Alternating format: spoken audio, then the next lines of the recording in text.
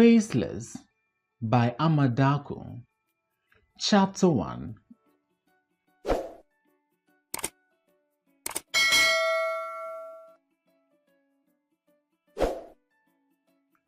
She chose to spend the night on the old cardboard laid in front of the provision store at the Gugulish marketplace because it was a Sunday. It had nothing to do with Sunday being a church-going day. The reason was simply that, if she hadn't, she would have stood the risk of losing her newly acquired job of washing carrots at the vegetable wholesale market.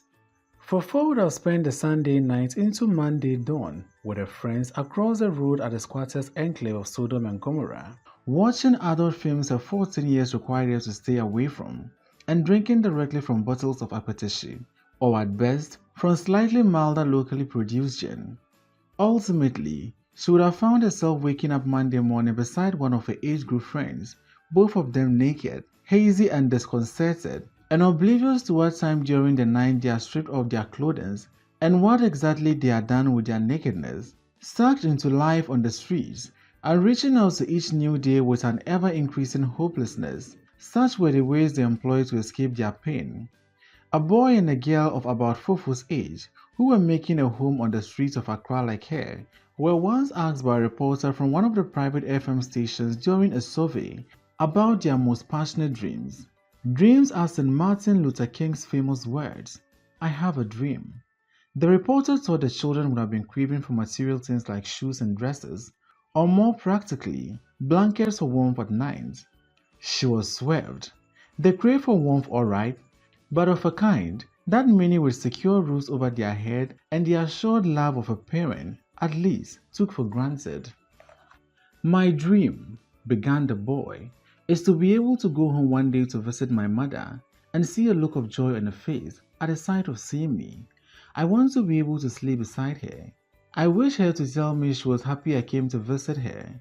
Whenever I visit her, she doesn't let me stay long before she asks me politely to leave. She never has a smile for me. She's always in a hurry to see me back. Sometimes, I cannot help thinking that, maybe, she never had a smile for me because of the man she made me with. That is, my father probably also never had a smile for her. One day she said to me, 'Go, you do not belong here.' If I don't belong to where she is, where do I belong? But I know it is not that she doesn't want to see me.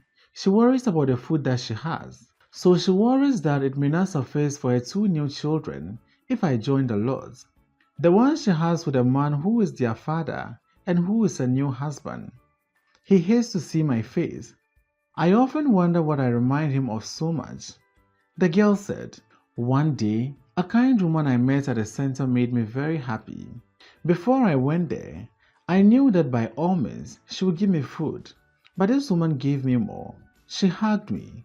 I was dirty. I smelled bad. But she hugged me.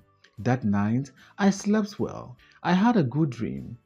Sometimes I wish to be hugged even as I am smelling of the streets."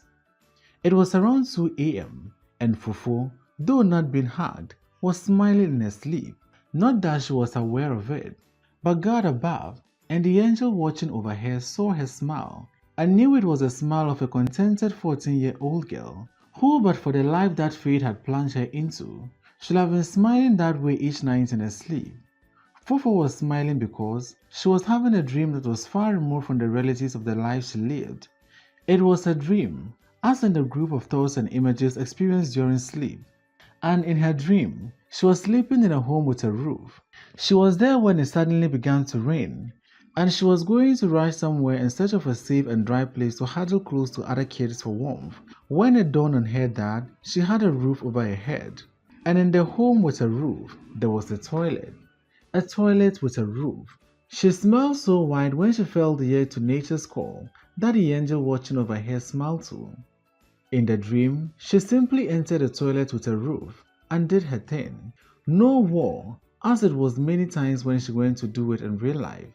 The bullies, mostly the older and more seasoned street boys, and their thick-set leader, Macho, also regularly unloaded the solid waste content of their bowels onto the rubbish dump and in the gutters and open drains. Then, after freeing themselves, they will begin to yell out how very determined they were to keep the environments clean and go after the likes of her to line their pockets under the guise of sport fine with whatever money they had begged for or stolen or earned the previous day. She was smiling still in the dream and doing it comfortably in the toilet with a roof when she felt a light pressure on her breast under the weight of a pair of hands that were definitely not the Lord's. The hands began to play around her bosom. Slowly, she began her descent from dream to reality. She felt a squeeze, which jostled her very rudely into full awakening. She opened her eyes slightly. Someone was kneeling over her. She opened her eyes a little. It was a man. She stiffened, closed her eyes again, and remained still. Instinct guided, the hand traveled gradually and purposefully down to her stomach, her heart pounding violently, threatening to explode inside her chest. The hand moved further down. Instinct continued to guide. She opened her eyes again, wider. Two vicious eyes glared back at her, under the illumination of the storefront bulb. She stared into the face above her. Was her mind playing games with her? She looked again. It was the no-nonsense street lord. Poison of the street. Alright, a man who used to be the leader of the bullies like Macho, now was a man who used to be content with just poor finds, but whose eyes, like they say, opened somewhere along the line and caused him to fight his way to his present position of street lord. Fufu let out a cry and began to flail her hands and legs wildly in the air. One huge muscular hand came down hard upon her mouth and suppressed a sound from her throat. The other restrained her flailing hands and legs.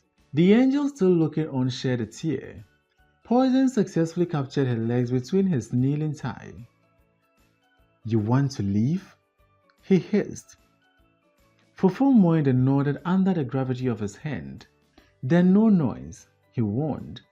Fufu thought fast and wild. Her guards led her on. Then, faith-free shared the gospel according to street wisdom. She seized her wig grappling, sighed heavily and went limp. Poison grinned like the devil himself. The confidence of a fool. The folly of evil. Fufu lay there like a defeated soul. Poison pushed up her dress and scowled at the side of her underpants. He muttered on obscenity and yanked it off. Fufu surrendered to her instincts. Poison unbuckled his belt. Then the angel descended.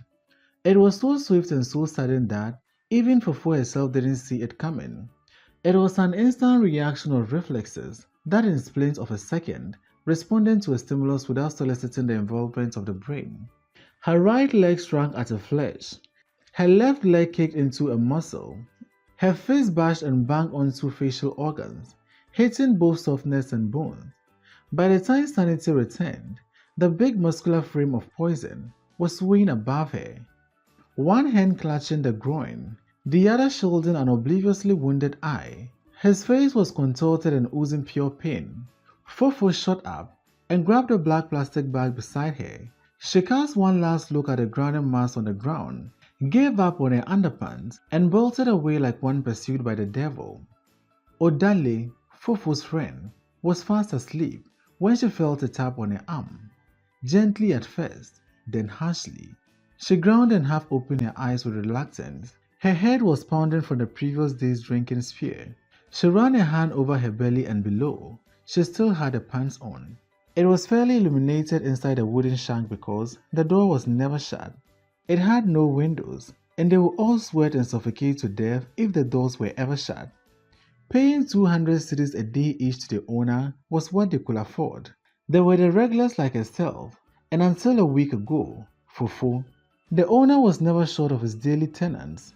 Boys and girls slept together, stripped together, and did things with each other, many times under the influence of alcohol, wholly unconscious of whatever they were doing or with whom.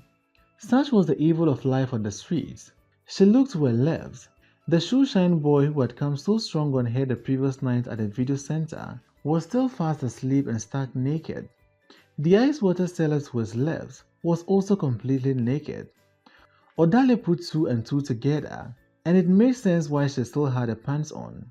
In their drunken stupor, the shoeshine boy mistook the ice water girl for her. She turned her attention back to the apparition that patted her on the arm and opened her eyes fully. They widened at the sight of a friend. Fofo, is that you? What are you? Shh. Fofo placed a finger on her own lips. Odale shot out from the cardboard and rubbed her eyes. A car horn sounded afar, like a clarion call to duty. She rose. Fofo trod away carefully out of the shack. Odale followed, pausing briefly by the door to fish out her chaliwate from a bunch. She slipped in her feet and stepped out with Fofo. On second thought, she got back inside the shack. A big plastic water bottle stood by a pile of slippers. She picked up the old plastic cup beside it and filled it with some of the water.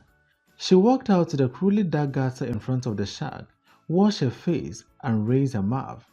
Have you? She asked Fofo. Fofo shook her head. Odale handed her the half cup of water and went back into the shack. By the time Fofo returned the cup, Odale had fished out some chewing sticks. She placed one between her teeth and gave the other to Fofo, chewed briefly on hers, removed it, spat into the gutter, and whispered, Trouble? Big one. Odale's mind went ablaze with what Fofo's big problem most likely was. Maybe the vegetables woman who employed her found out Fofo sometimes pickpockets, or had Fofo tried the first one with someone and failed? What big trouble? She asked. And what trouble here in Sodom and Gomorrah isn't big? I tell you, how we boozed yesterday, that was big trouble. Nature is even calling. She held the stomach. Let's go to the dump. And she went ahead. A handful of children and a few adults were already there and doing their own thing, under the scrutinizing eyes of some early rising pigs and vultures. They found a free spot. Odale raised her dress and pulled down her pants and got straight to business. Fofo also lifted her dress and squatted.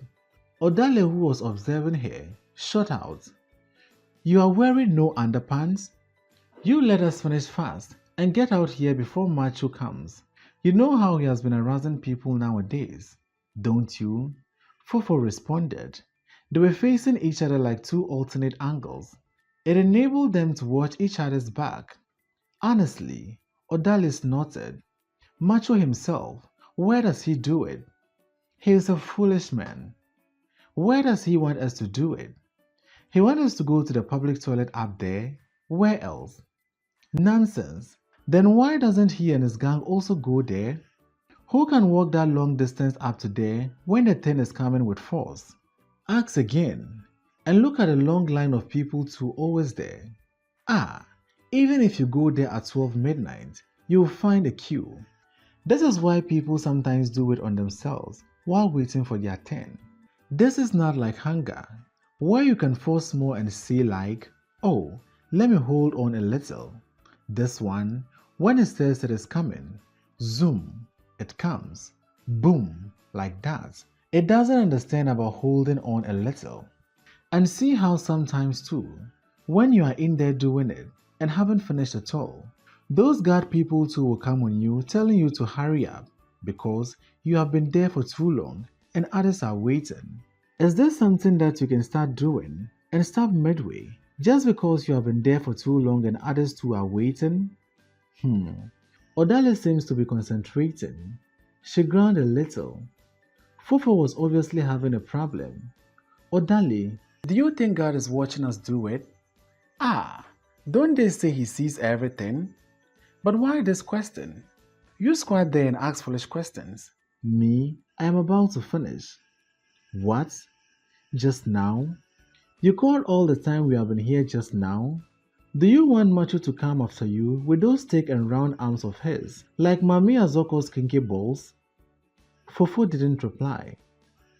Fofo, Odale called. I am about to finish, oh.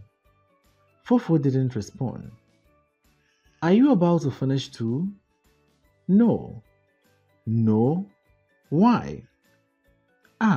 Me, do I know why? It's refusing to come. Oh ho! What did you eat yesterday? Yesterday? What time?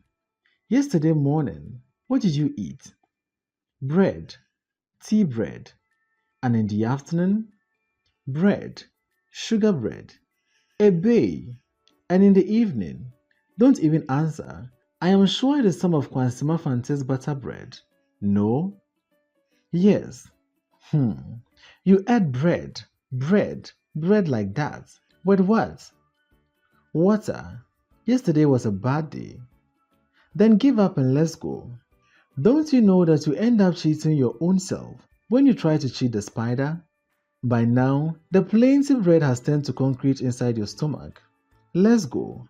She rustled a piece of old newspaper. Fofo panicked and ground aloud. Hey, are you forcing? But what shall I do? You will get pals, so. She rose. Don't go and leave me, please. I am waiting, but you're taking too much time. Do you hear the lorry engine revving? Macho will be here any. Everybody scatter, oh! He is coming, oh! Someone yelled. Everybody and everything within sight went haywire, even the pigs and vultures. Odale was yards away before Fufu could even make it on her feet, by which time Macho's glistening bald head was already within sight. Fufu bolted. You have left your plastic bag, Odale screamed. Look, he has taken it. Fufu turned. She had completely forgotten the bag. Macho looked inside it and grinned. He has got all my money from last week. Fufu winked. All of it? All of it, and broke down in tears. So what are you going to do now? Fufu didn't hesitate. I am going to see my mother. For money? Am I a dreamer? She and me, who needs money more? Then, what are you going to see her about? The big trouble I told you about. The big trouble? Yes, poison. Poison? The poison. The sweet lord? Fofo nodded. Odale grew scared. Why on earth should you become involved with him? I didn't. The person I said tried to rape me. That was him. Odale laughed. Her initial scare turned to bemusement. Oh, Fofo, who will believe you? Poison doesn't go raping girls like us. He doesn't need to. When he wants it, he beckons, and his high life girls flock to him in their numbers. Are you sure of what you're saying? Yes, but I don't know why. I don't understand it either. That is why I want to see my mother. She has some connections with him. I don't know exactly what, but I know she knows him. Who doesn't? I mean, she knows him more. How? How do you know? I heard her and my stepfather talk once. That was before I quit home, and they mentioned poison more than once. Were they fighting? No, it was a conversation. A conversation and an argument in one. And you never told me? I never thought much of it. But now that Poison tried to. Fofo, are you sure it was him? It was he.